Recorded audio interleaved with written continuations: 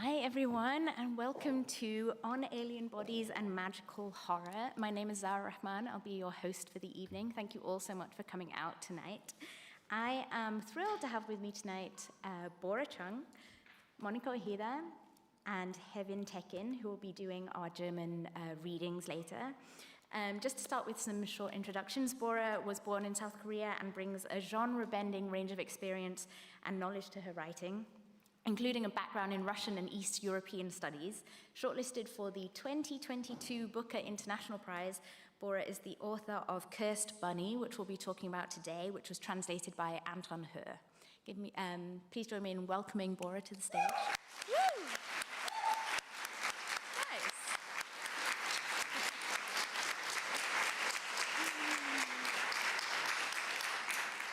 Wonderful, I love the enthusiasm, thank you. And next we have Mónica Ojeda, who was born in Ecuador and is the author of multiple books spanning lots of different genres. She's also the recipient of various awards and an incredibly renowned Latin American author, so it's wonderful to have her. Today we'll be talking about her book, Jawbone, which was translated into English by Sarah Booker and was a finalist for the National Book Award for Translated Literature. Please join me in giving her a warm welcome.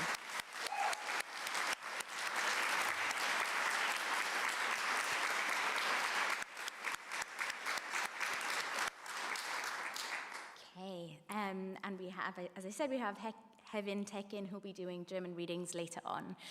So just to get things started, we thought we could actually just have a very short reading from both of the authors so that you can hear their voices, what they imagined.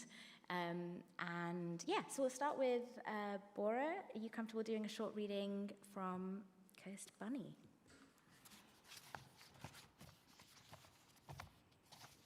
All right. I'll be reading from the English translation by Anton Hur. The song was from a movie I'd seen years ago. This is a story named Goodbye, My Love. It plays during a scene where the male and female protagonists first fall in love, and it reprises when the two dance together before an impending tragic parting. I once watched the scene at the end of the movie where the two lovers dance, doomed to never meet again, as I leaned against Model 1 and mumbled, I wish I could do that someday. Do what, ma'am? Asked Model 1. I jerked my chin at the screen. Something like that. I've never learned how to dance. You haven't? Model 1 got up. She put one hand behind her and made an exaggerated sweeping bow. Shall we dance? What? I laughed. Her expression dead serious, Model 1 took my hand and raised me to my feet. Her hand still clasping mine, she wrapped her other arm around my waist and pulled me to her. Slowly, Model 1 began to sway with me. I don't know how to do this. I was still taken aback and a little embarrassed. I feel like I'm going to fall. Just follow my lead, whispered Model 1. We'll go slow. As the ending credits rolled on the screen, Model 1, to the rhythm of the movie's final song, danced with me as she held me close.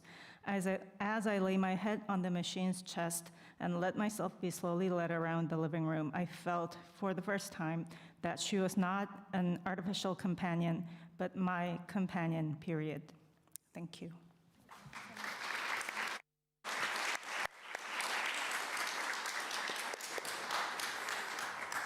Mónica, please. So Mónica will be reading in Spanish. Okay.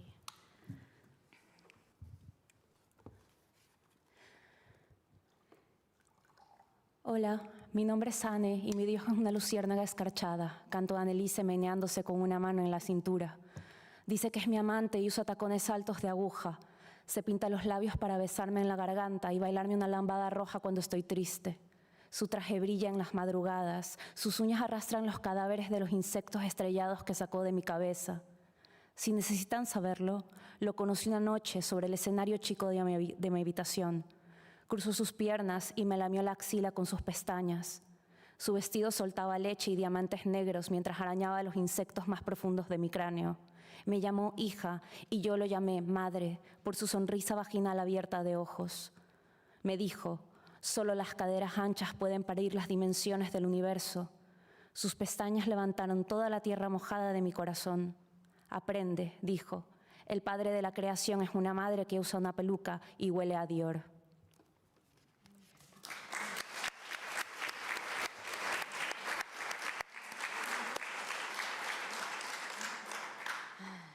Amazing.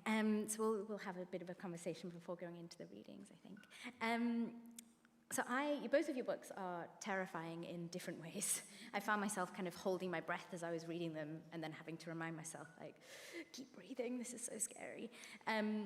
Where does the gruesome, where does the horror come from for you when you're writing? Maybe Mónica first.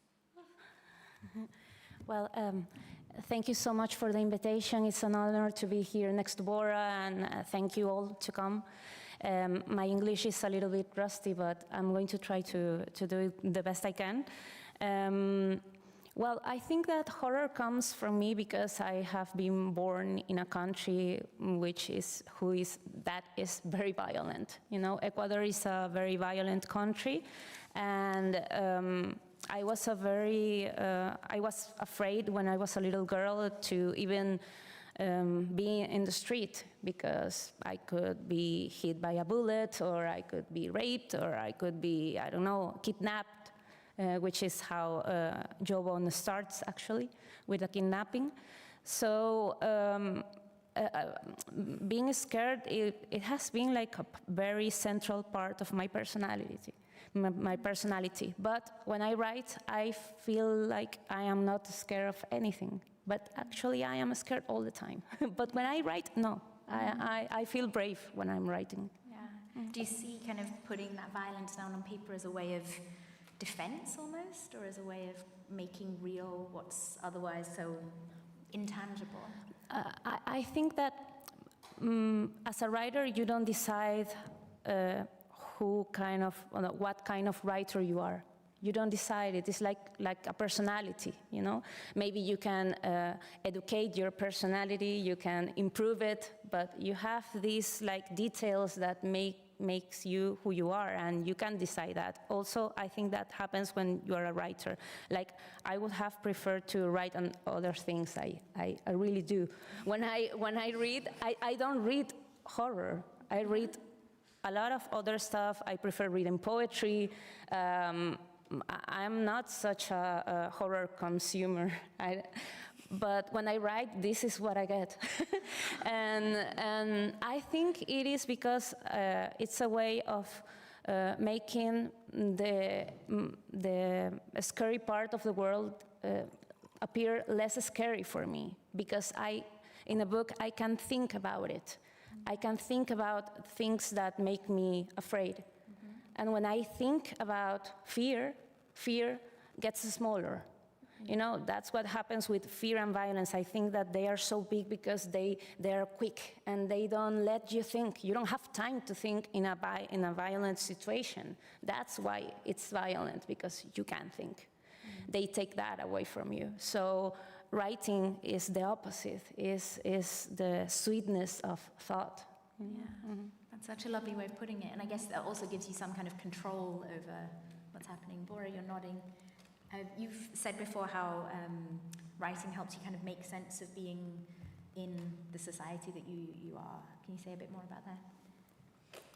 I agree with Mónica that writing gives me space, or the cushion between what was happening or what I imagined happened and what I think would come out of it, how the story would develop, how things I want to go versus how things really went.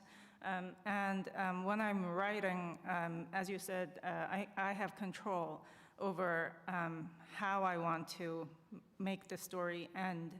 And that gives me some kind of comfort or some kind of closure, I suppose. I write when I feel that something is not resolved, whether it's something that happened to me or something that something happened to somebody else. It doesn't really matter, but when I have a strong impression from some kind of event, I have to find a resolve. And writing helps me a lot when I'm trying to find that kind of closure. Fantastic, thank you. Maybe we'll go to Bora's reading then. Heaven will be reading from The Embodiment, the short story. In German.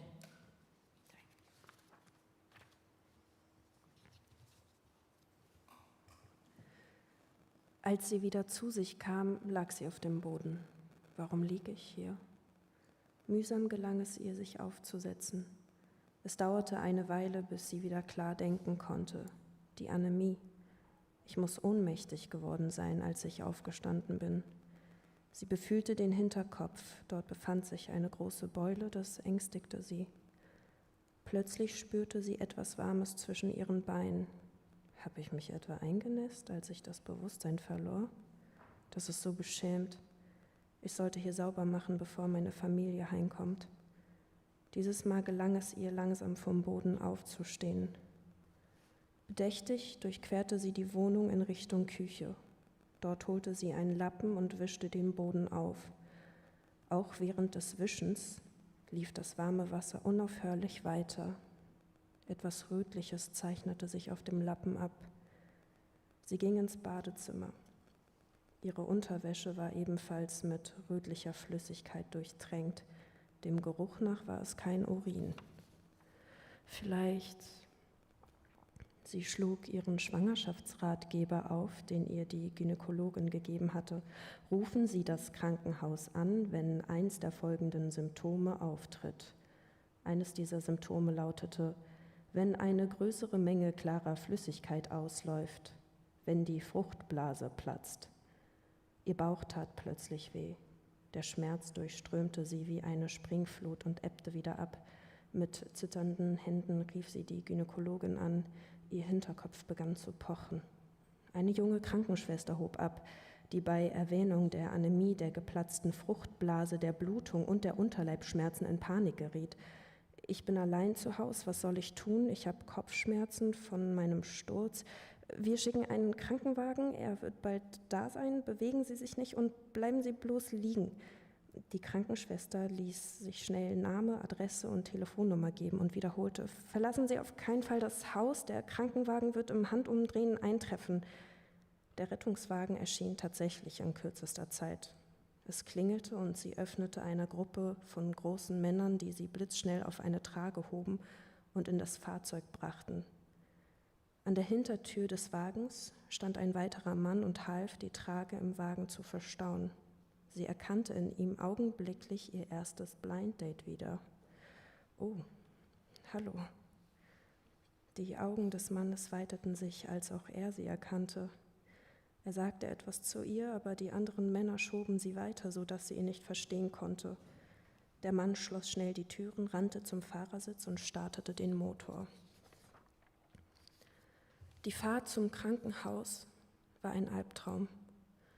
Der Wagen schaukelte, die Sirenen heulten ohrenbetäubend laut und die Sanitäter traktierten sie unablässig mit Untersuchungen, Nadeln und Fragen. Sie hatte ihr einen Zugang in die Vene gerammt, eine Blutdruckmanschette am Arm befestigt und ein kaltes Stethoskop bewegte sich über ihren Bauch.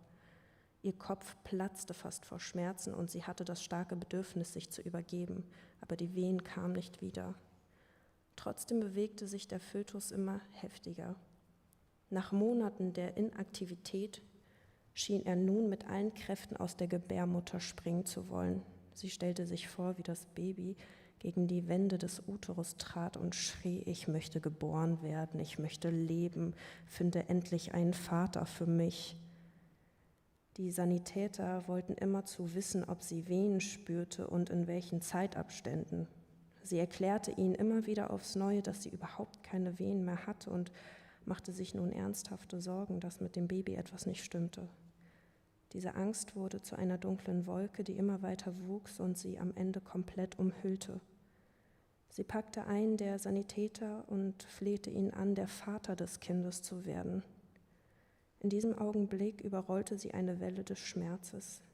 Sie hielt sich den Bauch, drehte sich zur Seite und stöhnte. Plötzlich hielt der Krankenwagen an. Der Fahrer betätigte ungeduldig die Hupe. Sie rief seinen Namen, richtete sich von der Trage auf und versuchte, den Fahrersitz zu erreichen. »Bitte werden Sie der Vater des Babys«, bettelte sie den Mann ihres ersten Blind Dates an. »Es ist noch nicht zu spät, das Baby kommt gleich, bitte helfen Sie mir, es ist noch nicht zu spät.« Der Fahrer reckte den Kopf aus dem Fenster und rief, »Ey, geh aus dem Weg, hört ihr die Sirene nicht? Das ist ein Krankenwagen, wir haben eine Frau mit einer Kopfverletzung an Bord.« Die Sanitäter zogen sie auf die Trage zurück und zwangen sie, sich hinzulegen. Der Wagen fuhr wieder an. Er überfuhr rote Ampeln, wechselte die Fahrerspur und überholte in einem Höllentempo zahlreiche Autos. Schließlich erreichten sie das Krankenhaus, wo sofort mit dem Ausladen begonnen wurde. Während sie in die Notaufnahme gerollt wurde, beobachtete sie der Fahrer mit besorgtem Blick durch den Rückspiegel und startete bereits wieder den Motor. Die Ärzte der Notaufnahme bestätigten, dass die Gehirnerschütterung nur leicht war und man verlegte sie auf die Entbindungsstation. Im Warteraum befanden sich viele andere Frauen mit Bäuchen so dick wie der Berg Namsan. Einige von ihnen klammerten sich an ihre Ehemänner und jammerten, sie würden sterben, während andere leise stöhnend in aller Ruhe auf und ab gingen oder sich mit den Krankenschwestern unterhielten. Was sie selbst betraf, so drängte ihr Fötus mit aller Gewalt heraus und ihr Körper schien mit jedem seiner Tritte ein Stück weiter aufzubrechen. Der Schmerz rollte wie eine Welle über sie hinweg. Als er abebbte, blieben pochende Kopfschmerzen zurück, die sich anfühlten, als säße ihr Herz direkt in ihrem Schädel. Die Krankenschwestern drängten sie, sich zu bewegen. Wenn sie die Geburt beschleunigen wollte, aber die Kopfschmerzen waren so stark, dass sie sich nicht einmal aufsitzen konnte. Sie lag im Bett und starrte die Decke an, bis ihre Augen von dem gleißenden Neonlicht brannten. Der Kopf pochte im Gleichklang mit ihrem Herzschlag. Bei jedem Schlag schien er sich einige Zentimeter weiter vom Körper zu entfernen und langsam hinauf zur weißen Decke zu schweben. Als die nächste Schmerzwelle sie traf und ihr den Atem nahm, kehrte er zurück auf seinen angestammten Platz. Der Wechsel zwischen Wehen und Kopfschmerzen gaukelte ihr einen trügerischen Zustand der Ruhe und Erstarrung vor, untermalt von dem weißen Licht, das ihre Augen flutete. Die Wehen kamen immer in kürzeren Abständen und die Schmerzen wurden unerträglich lang und stark. Eine Krankenschwester untersuchte sie und meinte, sie sei nun bereit für den Kreissaal. Immer noch in dem seltsamen Schwebezustand, aus dem sie nur durch die Wogen des Schmerzes wieder an ihren Körper zurückgeholt wurde, schleppte sie sich den Bauch haltend in den Kreissaal und quälte sich auf die Entbindungsliege. Als kämen sie aus einer anderen Welt, vernahm sie die Aufforderung der Ärztin und spannte ihre Bauchmuskeln an. Pressen und pressen und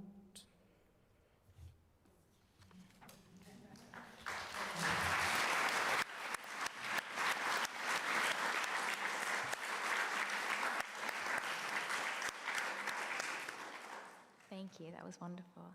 Bora, could you tell us a little bit about the inspiration for that story? I had an ovarian cyst when I was 28, and my bleeding wouldn't stop, so I wanted to go see a gynecologist, and my mom told me, "You're an unmarried young woman, how are you going to go see a gynecologist on your own?" And she accompanied me to the doctor's office, and the whole thing was absurd. I was a fully grown woman, and my mother my mother would have just let me go to see a doctor if I wanted to go to see a throat doctor or an eye doctor, but because it was a gynecologist, she thought somebody needed to accompany me to guarantee that I was not going there to have an abortion. So it starts from there, and this guy who calls the female protagonist from now obsolete public phone and reads Shakespeare in broken English, that guy actually exists, to everybody's horror. He actually exists. That actually happened to my aunt's friend. Oh. So, yeah.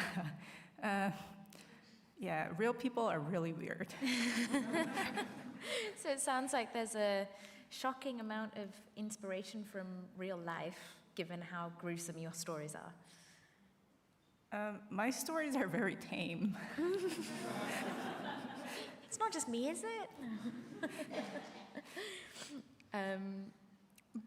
Mónica, your books are also kind of, in many ways, a social commentary on so many things. The victim becomes a perpetrator. There's power dynamics that are played around with, and you've also focused a lot on the relationship between mother and daughter and female friends, which is similar. What drew you to those relationships? Well, I think that I am very interested in the way that horror lives in desire and how desire lives in horror.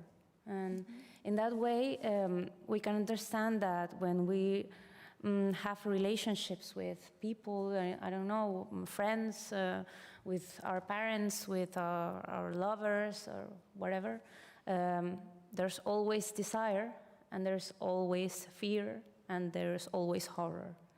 And maybe when we talk about horror, we always think about the supernatural, but I'm talking about maybe the fear of losing someone you love, or the fear of being hurted by someone you love, the fear of hearing something going out of the mouth of someone you love, and you dream about those words getting out, even when they haven't.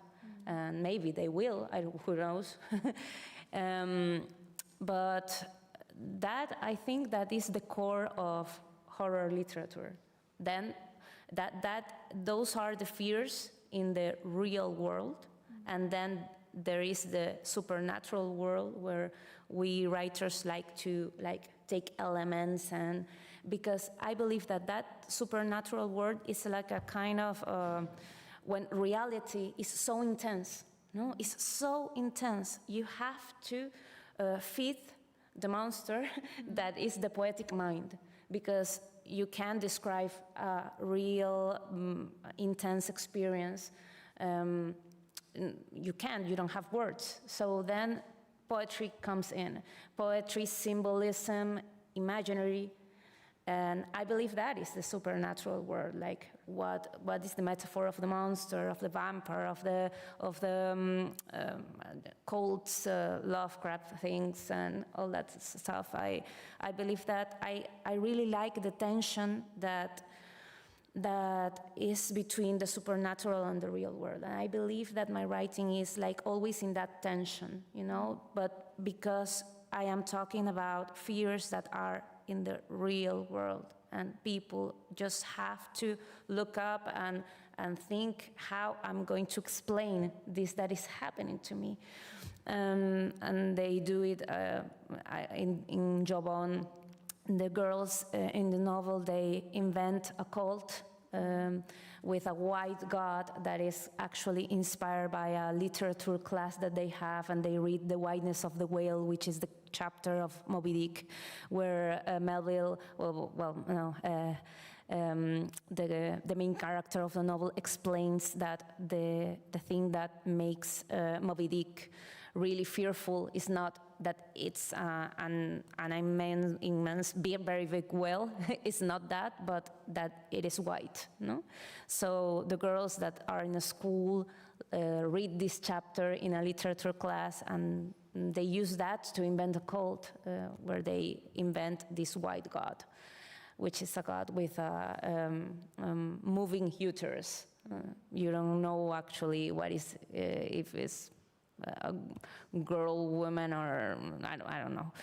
So they invent that because they have very big issues in the reality, but within this cult, they can think about those desires and fears that they have in their relationships with their mothers, but also between them.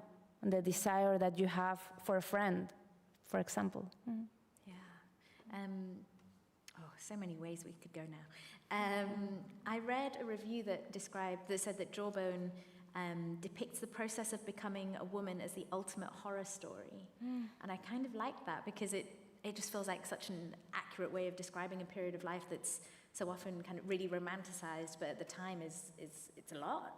Yes, actually. Yeah, I do believe that, I hope it will change sometimes, but it was for me. Like in Jawbone, there's a chapter where one of the girls of the novel writes an essay about horror to her teacher, and she talks about the changes that her body is experiencing because she is entering puberty. So the experiences that she started to have by those changes.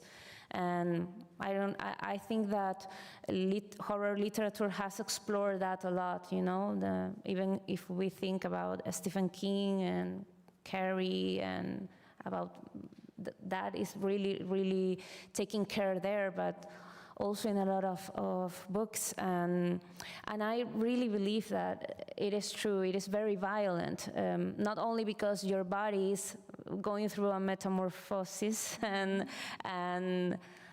it changed like a monster. And sometimes in your head you're still a kid, but people start treating you in another way before you can understand what is happening. The body is always so much like way ahead of our minds, you know. It's like very quick. The body's quicker than the mind.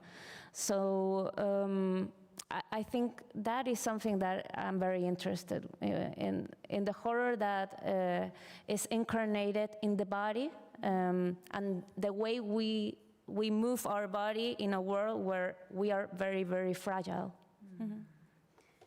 Bodies going through metamorphosis, that's present in a lot of your stories as well, Bora. Do you want to talk a little bit about what drew you to talking about, I mean, there's so many different stories in which bodies change. What drew you to writing about those kinds of issues? Is it the same being drawn to desire and violence as Mónica, or something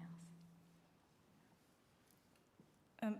My stories in Cursed Bunny come from different periods of my life, so they are not a coherent extension of some particular event or some particular inspiration.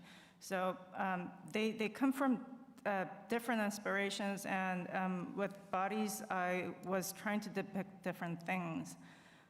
So, like, for example, the head. I always wanted to write about toilets. I like toilets. And there still is a haunted women's bathroom in the subway, in the nearest subway from where I went to college. And there are so many toilet horror stories in Korea and in Asia, to my surprise. So toilet horrors are universal in half the world. And the haunted toilet, it's still haunted. I was like randomly flipping channels on TV, and there was this actor, very young actor. It was this year, a few months ago. She was in some kind of variety talk show, and she said she went to that particular subway station to meet a friend, and she went to the toilet in that particular subway station, that particular toilet, and she saw this woman like cutting line and going into that stall before her, and she got really angry, but she waited, and then nobody came out. So she tried knocking on the door and nobody answered, so she opened the door and there was nobody. And that is the typical haunted toilet story. So that ghost or whatever that is, she doesn't do anything. She just cuts lines. Yeah. She's really annoying but uneventful. So I wanted to make things more exciting in my story.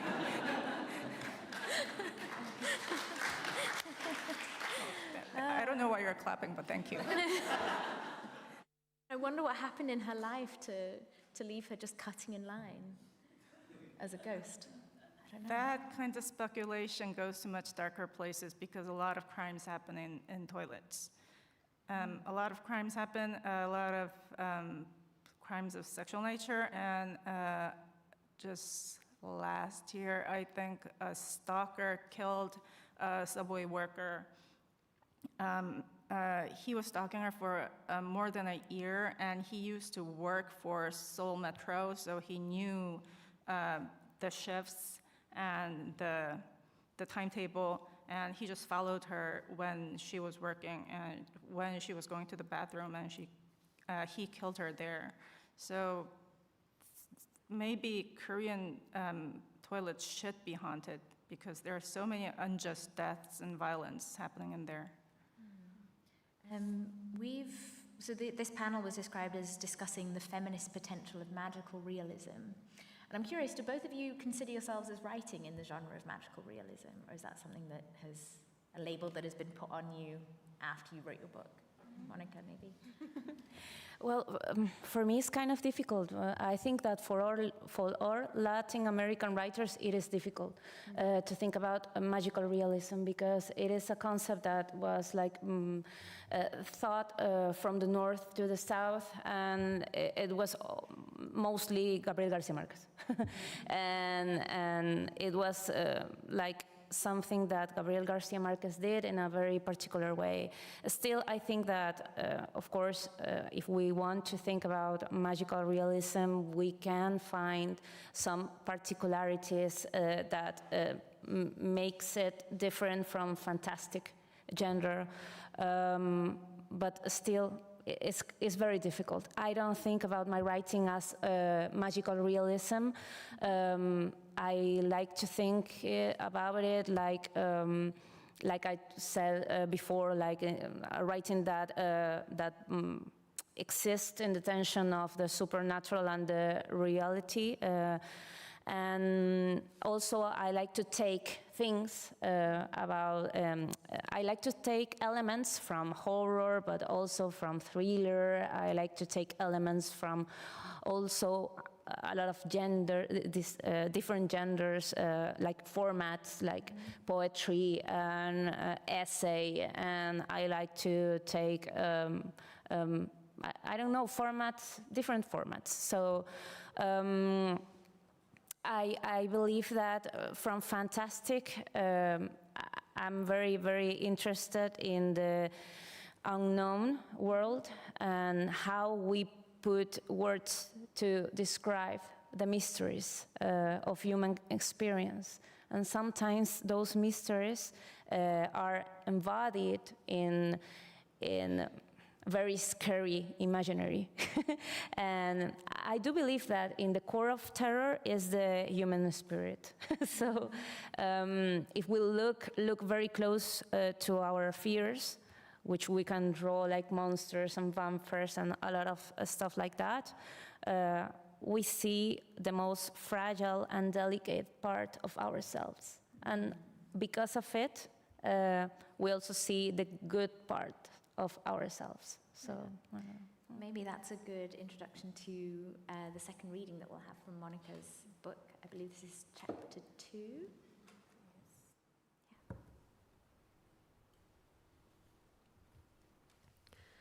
Hallo, mein Name ist Anne und mein Gott ist ein Glühwürmchen mit Kandesüberzug, sang Annelies und wackelte eine Hand an der Taille mit den Hüften.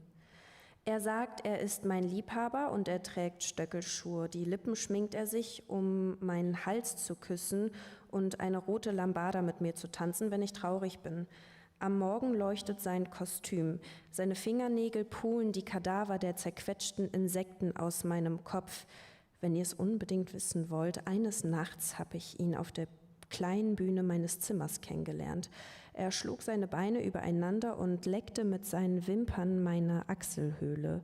Milch schoss aus seinem Kleid und schwarze Diamanten, während er die Insekten tief innen aus meinem Schädel kratzte. Er sagte Tochter zu mir und ich nannte ihn Mutter, wegen ihres Vulva-Lächelns mit weit offenen Augen.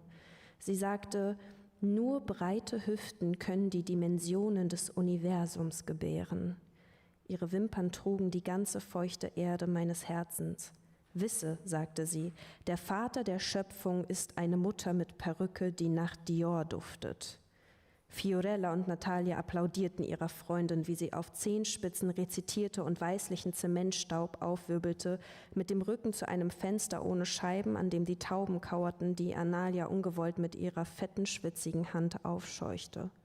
»Lass sie in Frieden«, sagte Fernanda und schüttelte dabei eine Spraydose, die sie an das Schwarzkopf-Superhold erinnerte, das sich ihre Mutter in die Haare sprühte.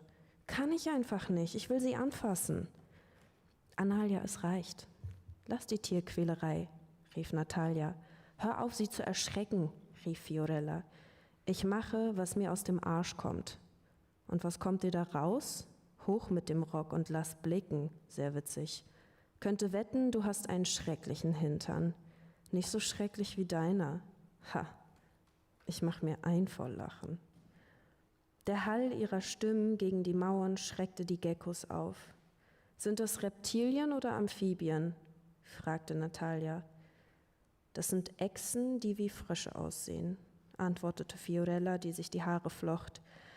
Hier riefen sie lauter als anderswo, denn mit der Zeit hatten sie einen geheimnisvollen Gefallen am brutalen Miteinanderreden gefunden, wenn niemand ihnen zuhörte, als ob sie im Grunde der guten Manieren überdrüssig waren und als ob unverblümte Freundschaft nur zwischen prächtigem Gekreische um 4 Uhr nachmittags stattfinden könnte.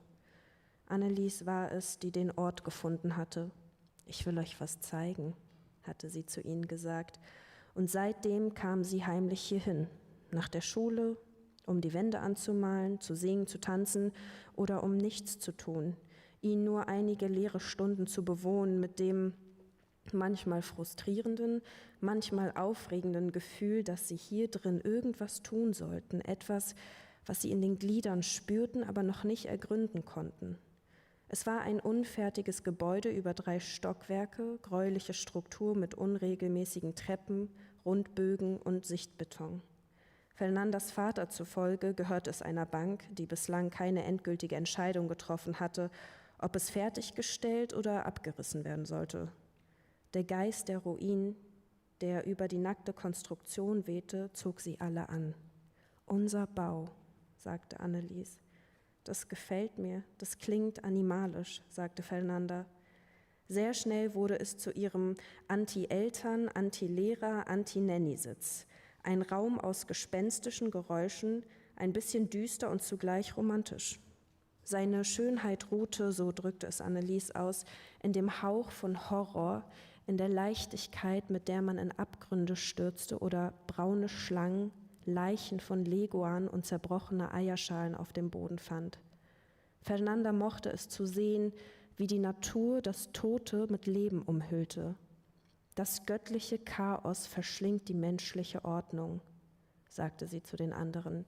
Die lebendige Natur verschlingt die tote Natur, übersetzte Annelies, während sie sah, wie der Efeu sich an den Wänden des 1. Stocks seinen Weg bahnte und die Insekten sich in den Ecken niederließen. Es gab Nachmittage, an denen das Gebäude wie ein bombardierter Tempel aussah, an anderen wie ein hängender Garten. Aber wenn das Licht zu schwinden begann und Schatten auf die Wände warf, nahm die Struktur das Aussehen eines endlosen Verlieses an oder ein gotisches Schloss, so Analia, was sie beunruhigte und sie in ihre Häuser zurückkehren ließ.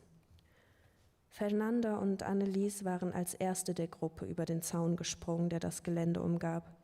Die anderen waren ihnen gefolgt, wenn auch weniger überzeugt, um sich nicht zu blamieren, weil feige sein noch nie in war. wie Natalia damals sagte, und sich eine Locke um den Zeigefinger wickelte. Anfangs waren sie erschrocken über die Vorstellung, auf ein Privatgrundstück vorzudringen. Aber es dauerte nicht lange und sie ließen sich mitreißen von der Begeisterung Fernandas und Annelieses, den unzertrennlichen, den dreckigen Schwestern im Geiste, immer angstbefreit und bereit, sich Abenteuer auszudenken, um der Langeweile zu entgehen. An jenem Abend, schon in der verbotenen Zone, fühlten sich die 6 kühn und rebellisch mit ihren Leben, die filmreif waren und es verdient hätten, von einer Reality-Show aufgegriffen zu werden oder von einer Fernsehserie. Auf einmal, und das wussten sie sofort, hatten sie ein echtes Geheimnis. Nicht wie jene, für die es die Mühe nicht wert war, leise zu sprechen und die sie dennoch lange Zeit flüsternd weitertrugen. Mamas Rezept murmelnd und mit den Händen Schneckenhäuser auf die Ohren von jemandem formt, denn hin und wieder war Flüstern schick. Und alle in dem Alter wollten sich wie Hüterinnen von etwas Kostbarem fühlen, etwas Verborgenem, was nur mit einer begrenzten Anzahl an Menschen geteilt werden durfte. Eine private, komplexe Welt voller Nuancen und abrupter Plot-Twists. Deshalb waren sie, als sie über den Zaun sprangen und spürten, wie sich ihre Augen und Knie mit Adrenalin vollsaugten, sicher, dass der Schatz ihres Geheimnisses in echt darin bestand, sie interessant zu machen. Nie wieder würden sie bloße Eliteschülerinnen eines Opus-Dei-Gymnasiums sein, sondern auch Erforscherinnen, Gesetzesbrecherinnen, Diebinnen, Enfant terrible, wie die Mutter von Jimena sagte, seit sie sich einem Französischkurs eingeschrieben hatte, der im Garten einer ihrer Freundinnen aus dem Badmintonclub abgehalten wurde, mit Mojitos und Caipirinhas. Von nun an erahnten sie, dass die Inbesitznahme des Ortes als Prolog für etwas Größeres stand, aber untereinander sprachen sie nicht darüber, denn klar war ihnen nicht, wozu sie das Gebäude nutzen sollten. Stattdessen durchstreiften sie alle Ecken und fanden Schuhe, Spritzen und zerfetzte Laken von Pennern, die einst aus dem Bauwerk ihr vorläufiges Zuhause gemacht hatten. An den darauffolgenden Tagen hatten sie Angst, jemand würde hier wohnen. Eine Person von der Straße, sagte Fiorella, als spräche sie von einer Ratte unter ihrem Kopfkissen. Aber nach wochenlangen Besichtigungen, bei denen sie selbst den letzten Winkel des Gebäudes abliefen, kam sie zu dem Entschluss, dass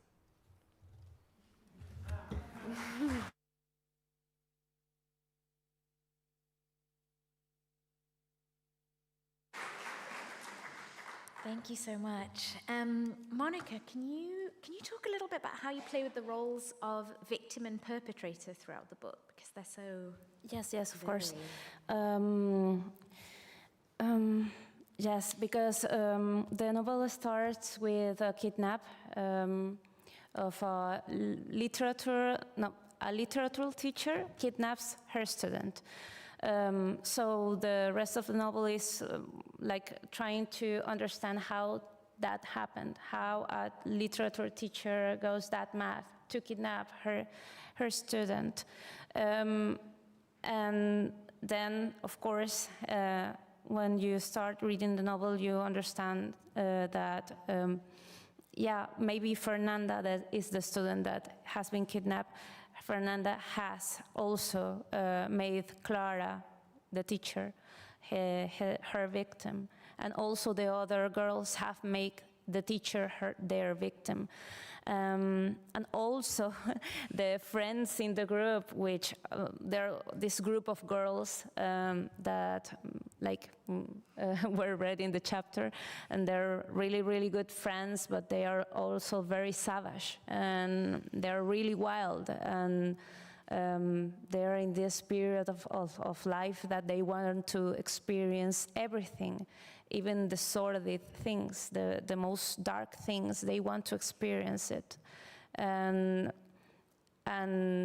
they think that the only thing pure and stable that they have is their friendship. But also they learned in the novel how that can change and how friendship can turn very quickly into hate, but also into desire. And how can you desire a friend? And of course, when desire is restricted and is chained, then you're going to explode. And in that explosion is violence, and of course they're going to be hurt. the people are going to be hurt. So I think that the worst thing that violence does to us people is that it hurts us forever, and when we are hurted, we are capable of hurting others. And the thing is that you learn things about violence. You learn how to be violent when someone is violent with you. That's why when you come from a broken home or a home where violence has been nesting all this time, it's difficult for the victims, because the victims go outside, start their own relationships, and they bring that violence there. And so where is the limit between victim and the possibility of becoming a victimary or an aggressor? And I think that is the worst thing that violence does to you as a victim, is that maybe you can become a perpetrator, and you can become aggressive because you have been violented before. Yeah, yeah. We say in English, hurt people, hurt people. Hurt people, hurt people. Bora, can you talk a little bit about how you see the roles of kind of victim and perpetrator in your work?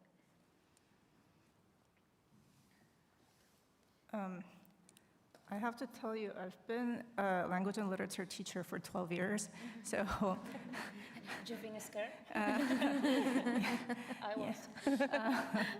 Yeah, so your novel was very real to me, and I understand the desire to kidnap some students. I never done anything. Just to be clear, I never done anything. Again, live streamed. Yeah. Just say it. Yeah. Thank you.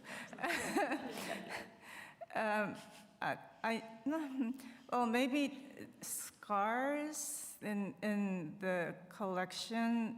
There's this boy who grew up in a cave, being half eaten by a bird, and then he escapes and he is sold to a kind of a circus where he has to fight everything and everybody.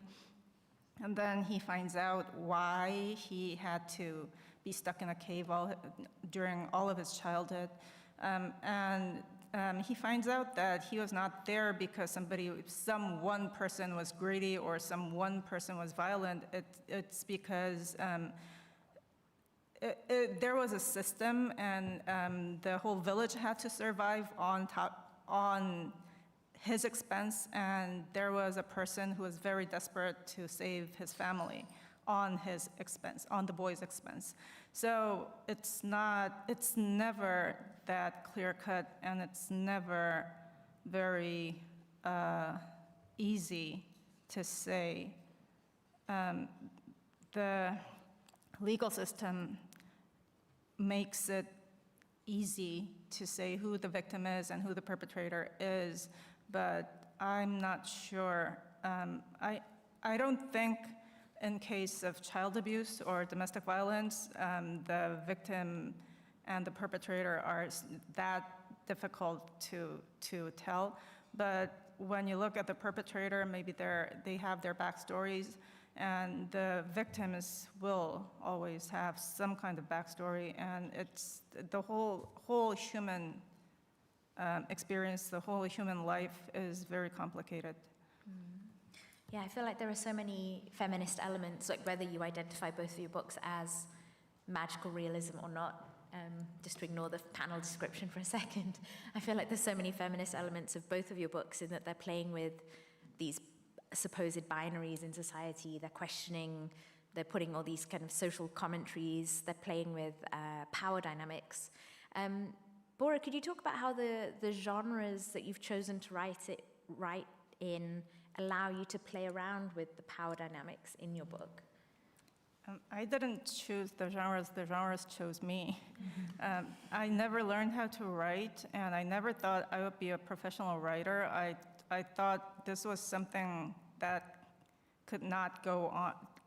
the material could not go to my research paper, so there was these were leftovers. So I don't know. What was the question again? So I never thought I was choosing this and that genre or mixing and matching them to tell a story. I just had a story to tell, and people later labeled it as magical realism or belonging to this and that genre. And frankly, I'm happy I don't have to do that anymore, so they can do it. I don't do research anymore, so I'm just going to tell my story, and you can do whatever you want with it. What about you, Mónica? How do you see do you see your work as feminist literature explicitly, or just kind of having, I don't know, my interpretation, having feminist elements to it? It's a difficult question. I am a feminist, but I don't think my work is feminist. Because I don't believe that literature has to be anything but itself. Yeah. Of course, when you read my work, I do believe that you could empathize with these characters, with these female characters, and the good and the bad. You can empathize with, wow, this is a very violent world for girls. This is a very violent situations, but also they are very, very hungry and very, very scary. These girls are very scary themselves. And I'm not against feminist reading of my books, just that I don't believe that I use my writing to win an argument. I do that in essays and maybe on a debate, but when I write, all that I'm doing is trying to understand the complexity of human emotions, feelings, why we do what we do, why we fear what we fear, why we love with this intensity and we destroy ourselves for it. And that's it. And that's a lot, I think. That's already a lot. That's a lot. I'm conscious we're almost at the end, and I wanted to see if there are any questions from the audience. I think we have time for a couple of questions. I think there are microphones on the side. Do we have any questions for our esteemed authors? You've stunned them into a hopefully not terrified silence. Anyone?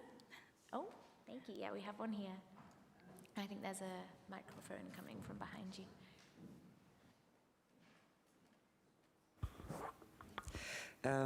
I hope it's not a stupid question, but the way you brought home horror is from places very close by and very familiar.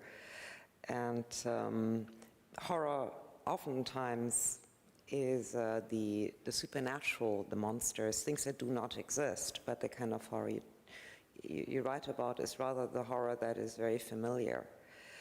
And it reminds me something by Henry James, who wrote a lot of stories that sort of qualify as horror literature. He said that the most horrific thing is that which is sort of close to reality, where whether it's real or not is very unclear. How would you comment on that? Do you think you need to make something clearly unrealistic, or can it be totally horrific if you stay completely within the boundaries of what might be realistic?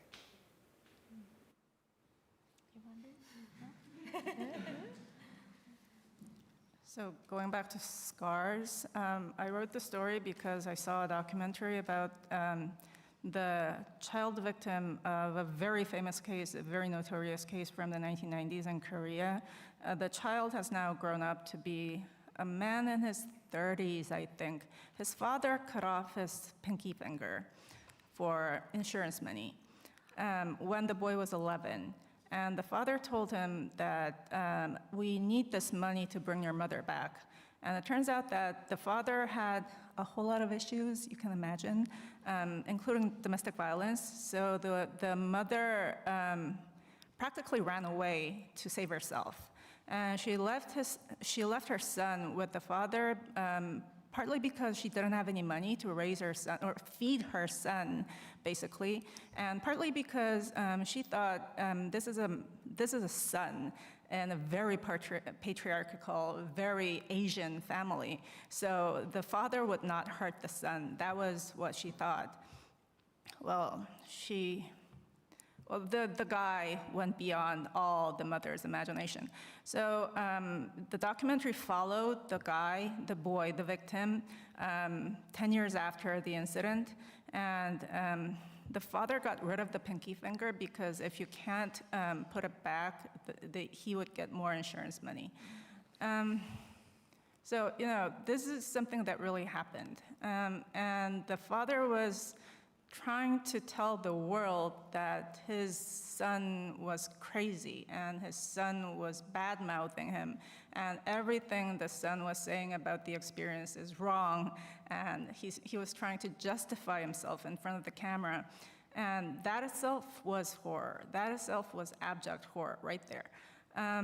I don't have the guts to depict things like that, and if I depict like real events that happen to real people, that would be an insult and injury to the victims again and again.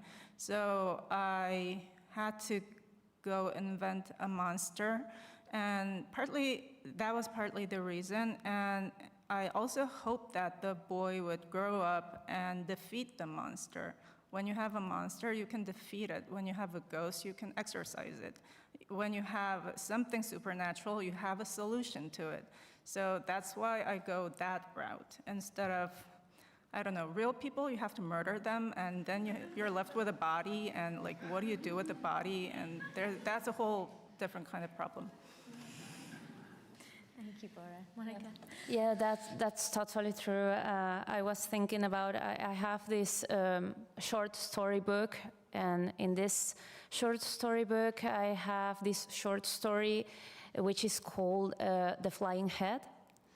And it's a story of a teacher, another teacher, a teacher who happens to find a head in her garden, and is a head of a little girl in a plastic bag, and later she finds out that it is from her neighbor, and it's like her neighbor killed his daughter and played with the head like a football ball for a day, an entire day, and then like playing football with the head, it went to her garden. And that's how the story begins. But then the story goes to the supernatural. This is a very real thing. And then it goes to the supernatural with this kind of witches of the Andean culture, which are called umas, which in Quechua means the flying head. And these are witches that are called to, in the night, being able of separating their heads from their bodies. And the story tells that the heads go flying into the night, into the woods, into the mountains of Los Andes, and they sing and talk in the language of creatures and of animals, and so these are from the Andean folklore. So I use that witches would separate their heads to talk about the killing of a girl who was decapitated by her father. And this was inspired by a real case that happened in Ecuador, which, by the way, has a lot of killing, murder of women all the time. And every 17 hours, a woman dies in Ecuador in a violent way. So I was listening to Bora and I thought, yes, of course, that's it. That's the thing that we were talking about here in the table. The reality sometimes is so intense that you have to make something else with it so that it, I don't know, it becomes possible for us to think about it without destroying ourselves in the way of thinking about it. No, how can you think about a little girl with her decapitated by her own father. You can think about that, but maybe you can think about these witches who can separate their heads and how they come to this, in this short story, they come to like make a ritual and bring this little girl back to their coven. Yeah. I think that's a fantastic way of, really understanding the role of horror, helping us understand the complexity of the human spirit, as you said earlier. And I think with that, we have to... And I think with that, we have to call it a night. Thank you all so much for joining us tonight. Thank you so much, Mónica, Bora, Heaven.